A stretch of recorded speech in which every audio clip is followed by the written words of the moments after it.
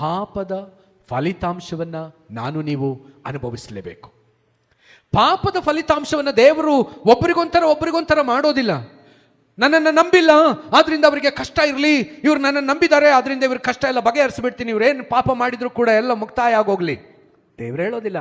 ದೇವ್ರು ಹೇಳ್ತಾನೆ, ನೀನು ಈ ಲೋಕದಲ್ಲಿ ತಪ್ಪು ಮಾಡಿದ್ಯಾ, ನೀನು ಈ ಲೋಕದಲ್ಲಿ ಅನುಭವಿಸಲೇಬೇಕು. ನಿನ್ನನ್ನು ನಿನ್ನನ್ನು ಕ್ಷಮಿಸ್ತೀನಿ, ಆದರೆ ನೀನು ಮಾಡಿದ ತಪ್ಪಿಗೆ ದಂಡನೆಯನ್ನು ಈ ಲೋಕದಲ್ಲಿ ಅನುಭವಿಸಲೇಬೇಕು. ಅದು ಎಲ್ಲರಿಗೂ ಸಮಾನವಾದದ್ದು, ನನ್ನ ನಂಬಿದವರಿಗೂ ನಂಬದೇ ಇರುವವರಿಗೂ. ವಾಕ್ಯಗಳನ್ನು ನೋಡುವಾಗ ದೇವರು ನೀತಿವಂತನು, ಆತನು ನೀತಿಯುಳ್ಳ ನ್ಯಾಯಾಧಿಪತಿಯಾಗಿದ್ದಾನೆ. ಆತನೇನ್ ಮಾಡ್ತಾನೆ, ನೀತಿವಂತರಿಗೂ ಅನೀತಿವಂತರಿಗೂ ಏಕರೀತಿಯಾಗಿರುವ ಮಳೆಯನ್ನು, ಏಕರೀತಿಯಾಗಿರುವ ಬಿಸಿಲನ್ನು, ಏಕರೀತಿಯಾಗಿರುವಂತ ಚಳಿಯನ್ನು ದೇವರು ಕಳಿಸಿಕೊಡ್ತಾನಂತೆ. ಯಾರಿಗೂ ತಾರತಮ್ಯ ಮಾಡೋದಿಲ್ಲ. ಈ ಲೋಕದಲ್ಲಿ ನಾವು ಮಾಡಿದ ತಪ್ಪಿಗೆ ಅನುಭವಿಸಲೇಬೇಕು.